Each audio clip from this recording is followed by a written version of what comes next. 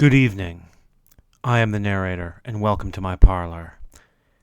Tonight's topic is More Family Experiences, a Closer Look.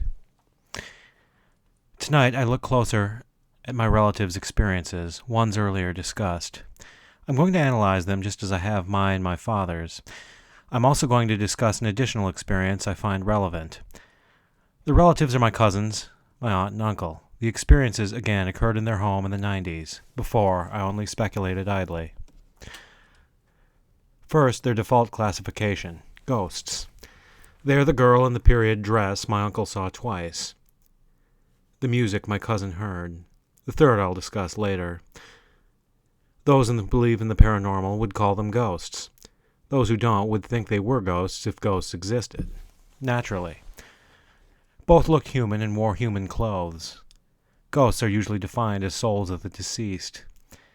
In this case, an Irish servant girl was even documented to have lived there. Are they? In my first video, I noted that they may, or that not all ghosts may be as perceived. Just as UFOnauts may not be extraterrestrials, we may just interpret them as such. We may assume based on looks. And as with UFOnauts, this may or may not be their intent. Though again, as with the ETH, it is intuitive. The first experience. If you've listened to the video, you likely recall. If not, I'll introduce it. One weeknight in the early 90s, when they had first moved in, my uncle was working in the kitchen. He turned and saw a girl of 18 or so in a Victorian-era servant's dress standing down the hall, before the front door.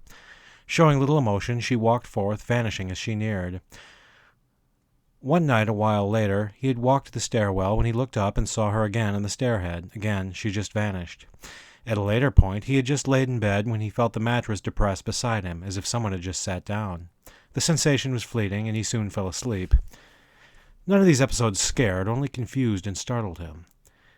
She has not been seen since. Doesn't mean she's left, just that she hasn't subsequently appeared.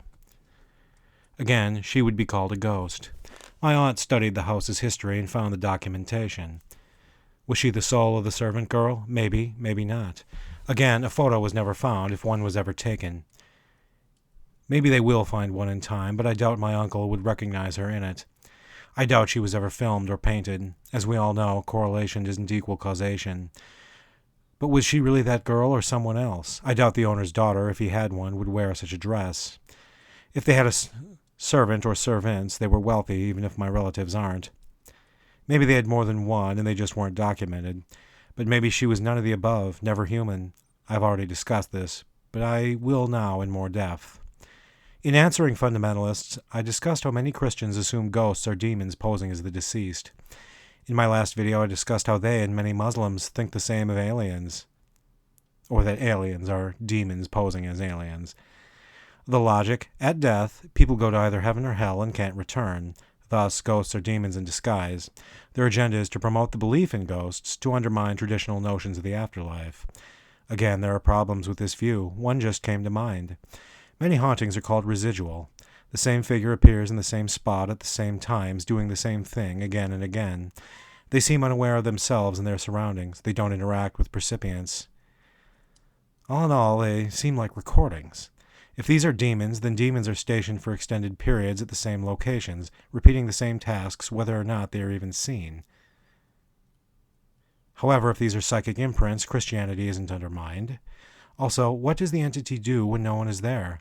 When the owners sell and the house lies dormant? Are they reassigned to a new location? Luckily, the ghost girl seems to differ. She did next to nothing, like a residual haunting. She seemed to notice my uncle, but not to think much of him, and didn't interact. Moreover, she appeared just twice, least to him, whereas residual hauntings last for years. If you hear of one, you could go and maybe see it yourself. These events happened shortly after they moved in and haven't reoccurred. The house had been owned before. It hadn't stood abandoned. Whatever she was, she hadn't been alone. The living weren't new to her, but my relatives were. Maybe she noticed their arrival and checked to see who they were. Then again, she needn't have appeared to. She could have observed invisibly. Maybe she was just making her presence known. But then again, this is pointless, as she hasn't been seen or sensed since. These questions apply whether she was human or not. I'm going to speak as if she wasn't. As I've said, there's rarely reason to believe ghosts are human. Many entities appear fully human, like phantom strangers. When seen in public, they're assumed to be non-human. but when seen in homes, they're assumed to be human.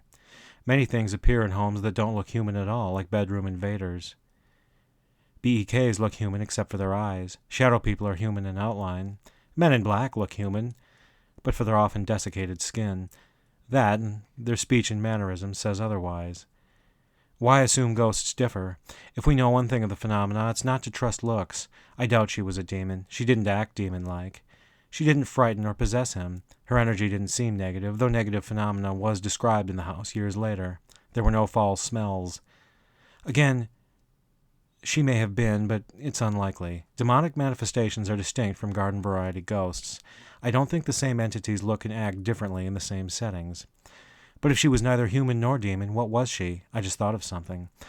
The dress was very outmoded for the early 90s. Again, NHI seemed to like outmoded things. BEK's Victorian and Edwardian clothes. MIB's bowler hats and classic cars. The Hat Man's fedora. Note the spectral music my cousin heard several years later, the Christmas song played on piano. Note my aunt's dream of the house party. Again, a stock interpretation is that the music was from the dream, music once played in the house. But don't forget the phantom music my cousin and I heard at McClintock Park, and the association of NHI in general with music. Could she have been a non-human intelligence that happens to look human? Who knows? Now, the other experience. In my 20s, a young man I knew dreamt a woman appeared in his bedroom. She looked Mediterranean, like Greek or Italian, and wore a white dress.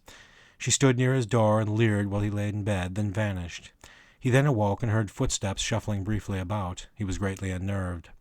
At the time, he was a virgin, saving himself for marriage, per the beliefs of his faith. This is entirely valid for both personal and practical reasons. However, he had a complex about sexuality, often seeing women, without realizing it, in medieval terms as temptresses. Luckily, he's since outgrown this. He interpreted her as a demon and seems to have read of such figures in scare literature. I don't know which. I didn't ask. This doesn't mean she was, and ties to a recurring theme of ours, that our reactions have as much to do with us as they do with the entities, and as much to do with our psychology as it does with reason. That said, she may easily have been malign. At best, she was a phantom stranger. She also ties to a recent topic, that their outward forms may be symbolic, that they may reflect our thoughts. She may or may not have. Her leer was disconcerting, and may have reflected his then fear of female sexuality. Yet I don't know that he's attracted to Southern European women. The white dress. The color is associated with purity and virginity. This is arbitrary. Nothing is innately pure of doves, lilies, or head lice. Still, it could have been a mockery of his drive to stay a virgin, which was tested more than once. Again, it's a cultural construct. But again, the phenomena seems to respond to culture. Then again, he described it as a standard nightgown, not terribly seductive. The woman in white is a paranormal stock character. She appears in the folklore of many, many countries, and seems to have emerged independently in each, even those that couldn't have influenced each other. We don't know what she is. Is she one entity that appears in multiple locations? Is she a type of entity, all of whom look the same? Is the woman in white just a costume many entities wear? The same could be asked of the Hat Man. Why did he see her that night? And what are the footsteps? His door was locked. While he was living at home, his parents didn't snoop, and even if they did, they couldn't have gotten in. Maybe they were hers. Maybe dream and waking consciousness blent. Maybe she was both in his dream and his room, but these are questions for a later video. My point is she looked entirely human, just like the figure my uncle saw. One is seen as human, the other is not. I think this may be arbitrary, or maybe not. As always, I'm just pissing in the wind. And as always, if you've any experiences or insights and would like to share them on my channel, feel free to email me at tparish1@new.rr.com.